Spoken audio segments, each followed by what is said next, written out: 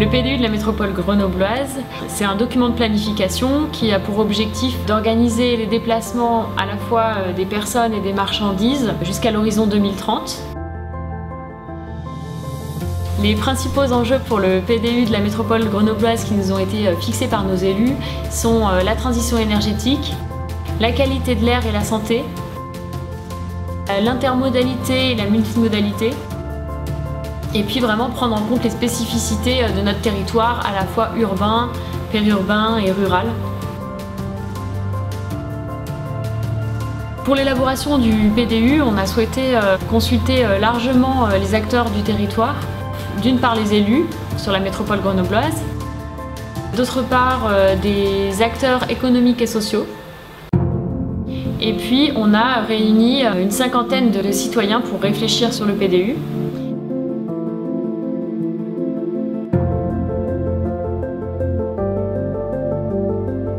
Le plan de déplacement que nous entamons aujourd'hui, ce sera au moins autant, si ce n'est plus, un plan articulé autour des services de mobilité, de l'accompagnement du changement, qu'un plan de déplacement urbain d'infrastructure comme on a pu le connaître dans le passé.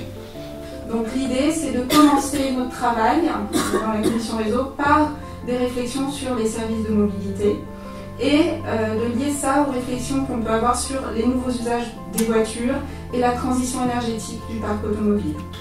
C'est vrai qu'il y a 20 ans, les enfants allaient à l'école à pied. Maintenant, par crainte des voitures, parce que les voies piétonnes ne sont plus suffisamment sécurisées, forcément les mamans préfèrent que les enfants aillent en voiture. C'est dommage. Donc si on arrive à tranquilliser les parents, pour qu'ils confient l'enfant à un groupe d'adultes bien organisé dans le cadre d'un pédibus ou d'un vélobus, à ce moment-là, donc on pourra encourager les gens à laisser un peu la voiture au garage et à emprunter le tramway ou le bus. Une espèce d'état des lieux de tout ce que font les communes et des idées qu'on a tentées à droite, à gauche, par divers organismes ou même privés, publics. Parce qu'en fait, on s'aperçoit que ça converge et que ça commence à faire masse. Et je pense que ça pourrait nous permettre peut-être de franchir un cliquet, enfin, de dire bah oui, en fait, il y en a beaucoup qui le font, pourquoi pas moi. Et je crois que quand on est en capacité, nous communes, de se mettre en marche sur les nouveaux moyens de déplacement, sur ces moyens de déplacement, on est en capacité aussi d'être des exemples aussi vis-à-vis de nos populations.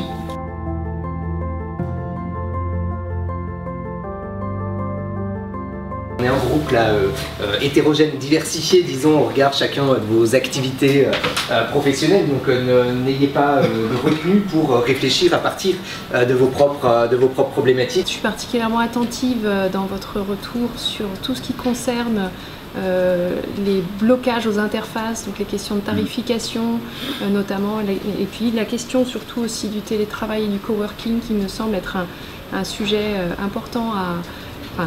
On a une vraie légitimité ici à en parler. Quand on prend le temps d'accompagner les entreprises à travers un travail de fond auprès des principaux employeurs, ça fonctionne assez bien et qu'on a certaines entreprises qui arrivent vraiment à faire évoluer aussi leur mobilité, la mobilité de leurs salariés. Quand vous contraignez les gens parce qu'on met des arrêts de bus juste avant ou après les intersections, ça ne fait que renforcer, si vous voulez, cet état d'esprit anti-bagnole. Sauf qu'il y a des gens qui ont besoin de leur véhicule. Donc il faut pouvoir jauger les deux si vous voulez. Le véhicule diesel par rapport à un véhicule électrique peut être jusqu'à rapporter de l'argent à celui qui le fait. Et coûter zéro pour d'autres. Si le chauffeur il doit refaire 10 bornes pour aller poser le bus, revenir dormir, déjà qu'ils ont des délais très courts et ils ont des horaires à respecter en fonction de quand ils quittent le bus et quand ils reprennent le bus. Enfin moi aujourd'hui je les envoie à la MC2 qui sont à 5 minutes à pied. Déjà ils... D'accord, déjà ça tousse. Moi je suis d'accord, il faut développer les services, c'est un peu ça qui est dit dans le PDU. Mais je dis que c'est nécessaire mais pas suffisant. Il faut continuer à analyser l'infra et à plus long terme, même si c'est pas ce PDU là, c'est pas pour autant qu'il ne faut pas y réfléchir.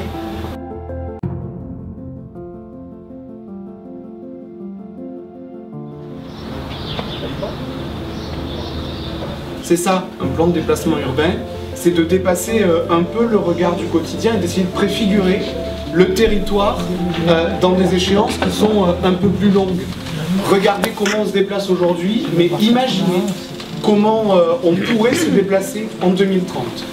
Quelle que soit l'expertise qu'on en a, on a à minima une expertise d'usage, un vécu, une conception, une représentation du territoire, de ce qui est facile, de ce qui n'est pas facile pour se déplacer, et on a tous besoin de se déplacer. Donc ces panels qui permettent d'avoir un regard un peu différent, de questionner les politiques publiques, d'apporter votre expertise d'usage, sont précieusement regardés par les élus du comité syndical. Quand on me l'a proposé, j'ai tout de suite dit oui, parce que je me suis dit pour une fois qu'on nous demande notre avis sans être dans une association ou quoi que ce soit, voilà.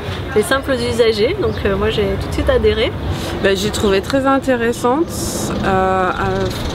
en même temps ludique, et ça c'était vraiment bien parce que ça favorisait les échanges, les idées. L'idée, c'est de constituer un petit nuage de mots, donc de marquer chacun individuellement le mot ou une expression qui caractériserait pour vous les déplacements de manière idéale en 2030. En un mot ou une petite expression. Voilà, donc il y a des marqueurs sur les tables. Je suis plus beaucoup on peut mettre avec des S. Efficacité, fluidité, flexibilité, l'idée d'un téléphérique, donc peut-être des choses un peu, entre guillemets, un peu nouvelles. Parce qu'on voit qu'à partir de son propre univers, mais on ne pense pas forcément à la personne qui vit, évolue dans un contexte différent, avec les difficultés qu'elle peut rencontrer au quotidien. Ceux qui sont avec un carton vert sont favorables, ceux qui sont contre avec un carton rouge. 6, 7, 9. Je vois 9 cartons verts, 10 et tout. Beaucoup de débats, beaucoup de discussions. C'est un bel exercice de démocratie. Et aujourd'hui, c'était dans la rédaction de la proposition, là je me suis rendu compte que c'était quand même très difficile d'avoir 50 personnes qui s'accordent sur les mêmes mots. Donc, en tant que panel diversifié représentant les habitants de la métropole, nous avons réfléchi au plan de déplacement urbain, au futur PDU. Cette métropole, elle doit favoriser l'épanouissement de chacun, du point de vue de sa santé physique, en luttant contre la sédentarité et la pollution de l'air notamment. Tout ça avec l'idée de réduire la part modale de la voiture et de créer plus d'espace pour les mobilités douces. Pour éviter une métropole congestionnée par les voitures, nous proposons un profond changement de mentalité. La qualité des offres alternatives facilitera le désintérêt pour la voiture individuelle. Nous tendons vers des voitures non polluantes, autonomes, collectives, gérées au mieux par des applications numériques. La voiture sera propre, on est dans le rêve, il faut bien associer les deux mots. Parce que pour l'instant, qui a une piste de voiture complètement propre? Est-ce qu'on en a, même scientifiquement? On n'en a pas. Donc, C'est recyclage, mais il y a aussi l'aspect composition de la batterie qui réclame beaucoup de terres rares pour être produite et qui réclame aussi beaucoup de chimie. Aujourd'hui, voilà. Qui se fait en ce moment en Chine et vous voyez dans quel état ça se passe. Voilà.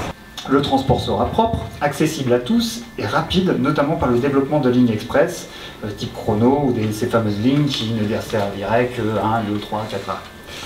Et enfin, l'utilisation des transports collectifs se sera favorisée par des tarifs incitatifs, voire par la gratuité. Donc l'idée, c'est de réduire les déplacements contraints, notamment le trajet domicile-travail, en développant des espaces de coworking en ville et en milieu rural, et le télétravail quand il est adapté, avec la création d'entreprises, pôles de services de transport, mutualisant offres et demandes dans tous les types de services, depuis le soin à domicile jusqu'à la livraison de marchandises. Et enfin, la métro intervient également sur le redéploiement des services et commerces de proximité. Et il me semble que dans le fait qu'il y ait moins de déplacements, là on a besoin d'une volonté politique qui puisse organiser les choses de manière à ce qu'on puisse moins se déplacer ou pas se déplacer de manière inutile.